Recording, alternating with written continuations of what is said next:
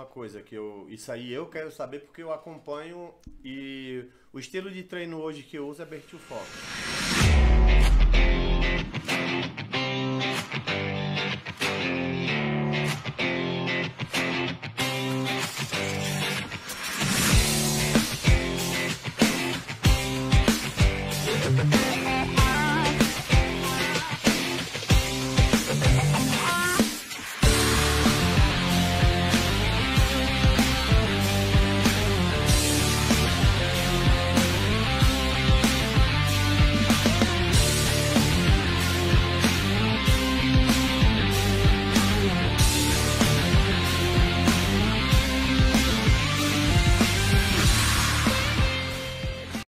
Hoje eu fiz esse treinamento que eu não chego nas cargas do cara, lógico, mas é aquela que você faz, como é que eu posso falar? Que você vai no impulso. Ali é muito no impulso também. Eu começo um pouco mais concentrado, depois eu vou no impulso para ir até a hora que não aguentar mais, né? E é perigoso, mas você seguia mais uma metodologia mais comum ou você naquela época já tinha essa metodologia mais bruta, era o que funcionava? Realmente, era o mais bruto. Naquela época era um sistema, não exatamente um sistema, porque um sistema envolve outras coisas, né? Mas o treinamento pumping, que é aquele treinamento que você não ficava controlando muito, principalmente a fase concêntrica, né? A fase de contração do músculo, que a gente chamava de fase positiva, né? Quando o músculo se contrai. Isso daí a gente empurrava com o máximo de força, porque eu acredito que velocidade e força estão lado a lado, entendeu? Sim, sim. Isso é a lei da Até física. da física. A lei da isso. física. Então, por que você vai controlar uma fase concêntrica do exercício com peso? Por que você vai empurrar devagar se você pode empurrar mais forte? Sim. Quando você empurra mais forte, vai ficar uma velocidade maior, certo? E você vai conseguir recrutar mais as fibras brancas, que são as fibras que hipertrofiam mais. E eu tenho isso é uma impressão, não é estudo nem nada, que quando você ergue o peso com uma certa velocidade, dependendo do movimento, você vai até recrutar fibras que, se você fosse lenta, ela talvez não fosse recrutada. Exatamente, isso que eu acabei de falar. Isso, o recrutamento é bem maior, com uma explosão muscular maior, né? Então, assim, se a fase excêntrica ou a fase negativa do exercício, ela funciona mais lenta, a outra é a fase inversa, então a outra funciona mais rápido. Entendeu? Quanto mais você conseguir contrair a musculatura com mais explosão, mais velocidade, você vai conseguir recrutar mais. Porque eu vou fibras de hipertrofia, né? Aproveitar para mostrar para você aqui, não sei se você já viu os vídeos dele. Com certeza na época você já deveria ter visto alguma coisa. Mas eu gosto muito dessa metodologia aqui do Bertil, ó. Vou mostrar aqui para você. Esqueci que aqui já abre. E assim, tá vendo? Bem. Bem isso, ó, tá vendo? Ó? Olha a explosão. Ó, olha como a fase excêntrica é bem explosiva, é bem rápida, ó, tá vendo? Se ele não fizer isso daí, ele vai travar. Se ele for naquele treino slow, ele não vai conseguir fazer, ele vai parar pela metade. Aí não vale a pena, tem que abaixar muito a carga. E se você abaixa muito a carga para fazer uma fase concêntrica lenta, você vai perder depois na negativa, na excêntrica. Aí você não tem carga suficiente para estimular. Né? Você vê que ele controla a volta. Ó. Ele controla. E esse cara, na minha opinião, estava empurra forte e segura. Ó, você vê que a subida é rápida, a descida é mais lenta. É controlada, mas não é tão lenta. Você viu que não é tão lenta também, né? Se for mas é controlado. Como os caras querem fazer hoje. Era como se treinava na época. E eu posso falar a verdade? Isso é um pumping. Eu não acredito, por exemplo, eu não acredito que você vai ver um vídeo desses caras atuais para você aprender a treinar. Porque para mim eles treinam de um jeito e eles gravam vídeo de outra forma. Porque hoje é tudo visualização. Hoje os caras fazem muitas coisas por visualização. Então você acha que o cara, por exemplo, tá fazendo uma remada com X carga. Você acha que ele muitas vezes coloca a carga para mostrar ali no vídeo, para parecer que ele é tão forte quanto aquilo? Ou você acha que ele faz exatamente o treino que ele faz no normal?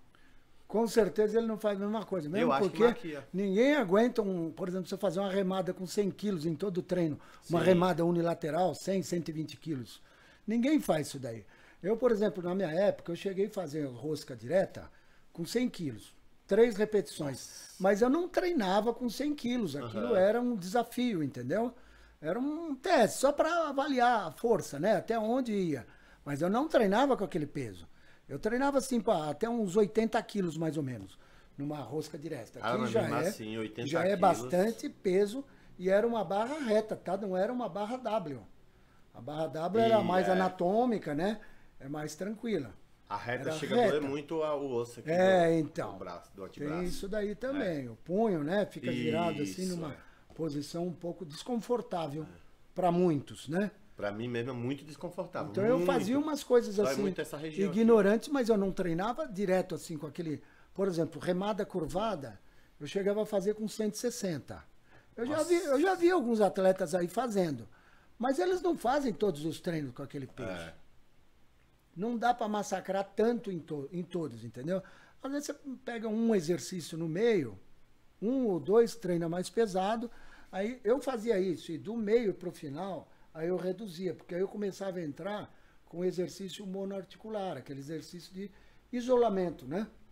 Entendeu? Tipo, começava um supino reto, um supino inclinado, depois seguia para o outro ou reto ou inclinado, e depois fazia tipo um pullover ou uma paralela, e mandava um crucifixo de final. Então ficava tipo assim, uns 2/3 para exercício multiarticular, né, que são os de base, né, os básicos, e 1/3 em média para o exercício monoarticular, que é aqueles de isolamento, né? Tá aí uma coisa que eu não vejo a galera fazer hoje. Por exemplo, a galera é muito voltada ao pump. Tá muito ligada ao pump do treino. Por exemplo, eu aprendi com os caras old school que você começa, por exemplo, dorsal. Você começa treinando a dorsal, primeiro você vai fazer o exercício de aquecimento, que no meu caso eu faço a remada baixa. Aí depois eu vou para a remada curvado, depois eu vou para a remada unilateral, aí eu faço um terra ou meio terra, que aí são exercícios que são bem pesados e precisa de uma certa coordenação motora.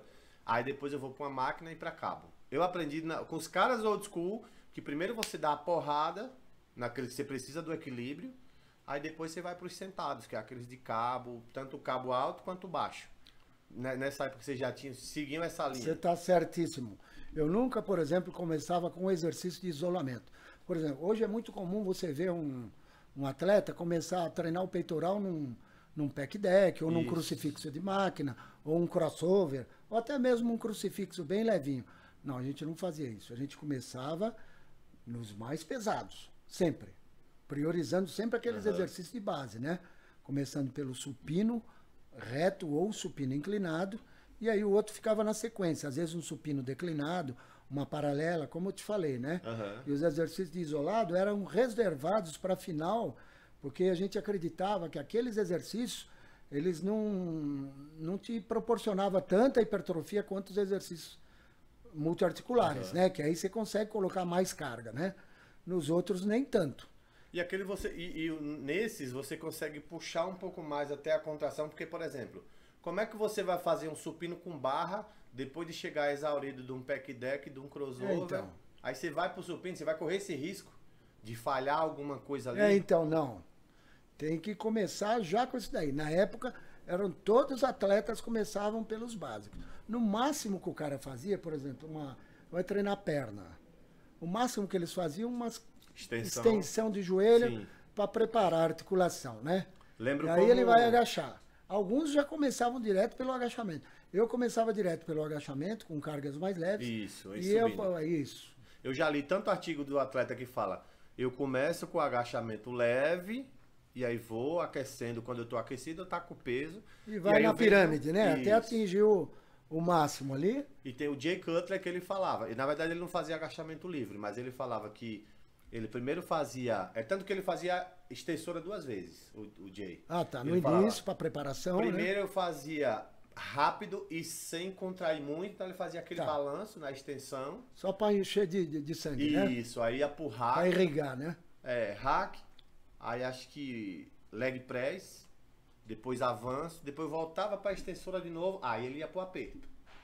Aí ele fala que ali ele só saía depois que ele sentia que tinha exaurido todo o quadríceps.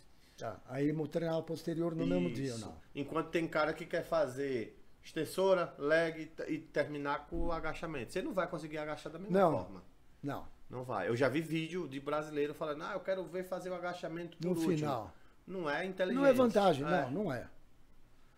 Eu acredito que, assim, na minha época, né? Os atletas de fora e mesmo os daqui só faziam assim, os exercícios de base primeiro. Sim. Onde você consegue explorar mais, né? Consegue colocar mais carga, né? Consegue recrutar mais a musculatura no início. Você vai deixar para um final, o agachamento vai cair pela metade. Aham, sim. E o agachamento é o mais completo. Se você deixa para o final, não é vantajoso isso. E, por exemplo, ó, quando você olha aqui o Bertil fazendo, olha como ele balançava. Isso. E aí você consegue falar que esse cara tá fazendo errado? Olha o tamanho do cara pra década que ele competiu, década de Quem 80. tem coragem de chegar no cara e falar que tá errado? Na minha opinião, foi um dos primeiros Mass Monster que existiu. Assim. Você olhava ele do lado do Lee Haney, que era o campeão, o cara era um monstro. Ele era grande, hein? Ele era...